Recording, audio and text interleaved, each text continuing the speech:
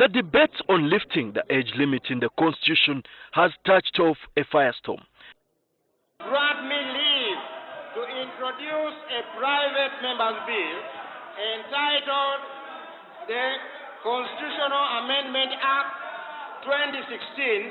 For those agitating for the scrapping of the constitutional provision, claim it will give the president a leeway to transform the country from a backwater to a middle-income economy. Because of his history and what he has done for this country, the majority still think that he should be around. And I don't know how he's going to handle this. Because if the people who voted him into power are saying, please keep around, and if they are promising to deal with whatever can fail him to be around, then I don't know whether he will stand and disappoint them. Yet there's antipathy amongst those who argue that this proposal is clothed with a scheme to grant the president a grander role of the life presidency, which could plunge the country into anarchy.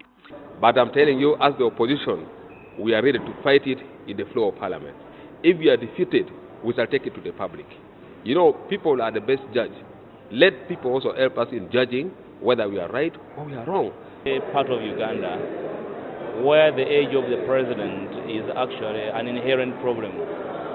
So whoever wants to flaunt that as a reason for amending the constitution is either redundant or is doing it in bad faith.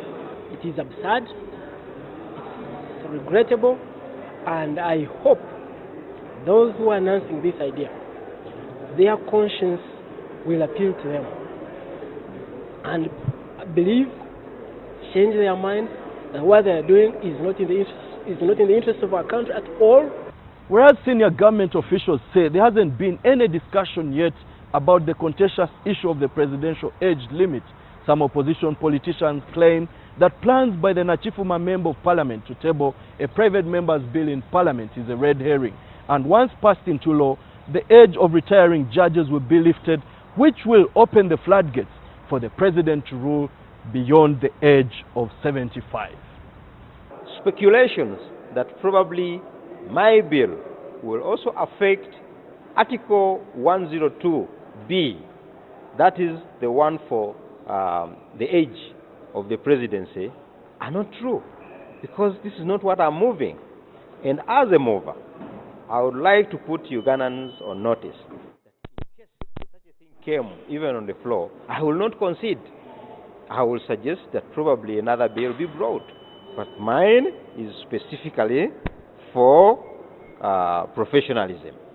Yeah, I would like to say what my brother KAFEERO is bringing up.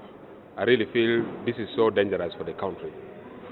That is why we are advising him to drop that proposal, to drop that amendment, because this is the move to amend and remove the age limit of the president.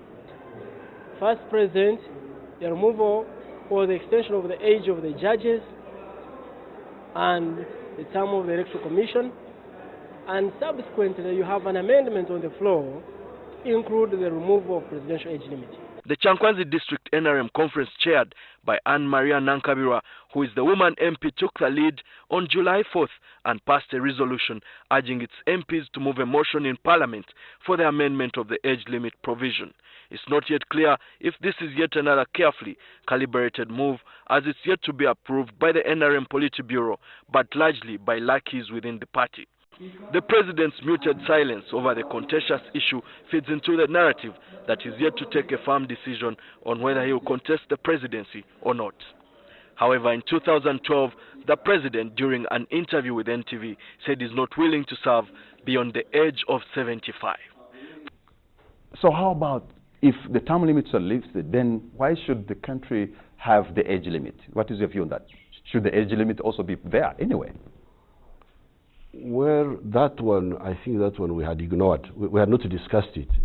It can be discussed, but since we had not, but I think after 75, the vigor, I think there's some scientific idea there that maybe the vigor is not as much after 75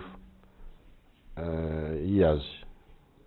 So that one I wouldn't quarrel with some. I know there are some leaders who are who have been leading even beyond 75.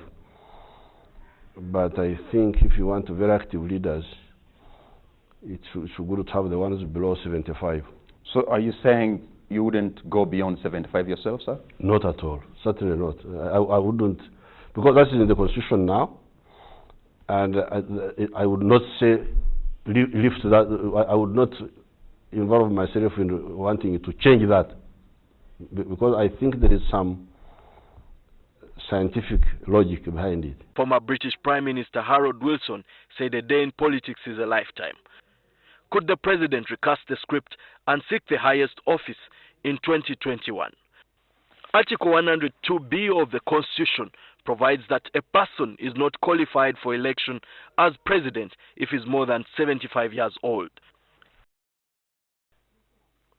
Could political undercurrents have influenced the debate on this contentious issue of the age limit in 1995 during the Constituent Assembly?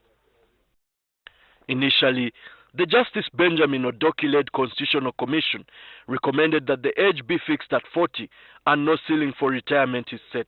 However, when tabled in the Constituent Assembly, there was a heated debate over whether the limit should be set to bar those facing the ravages of old age.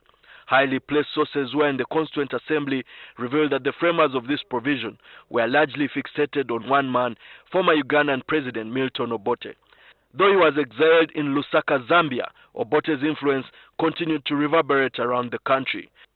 Obote by then was 71 years old. Amongst those who supported the position that the age limit for serving president should not be fixed either at 35 was Kizza Besigye, a lieutenant colonel representing the army in the CA. Besigye argued that Ugandans who elect the president should exercise their mandate at the ballot and decide who should govern them, according to records of the Hansard.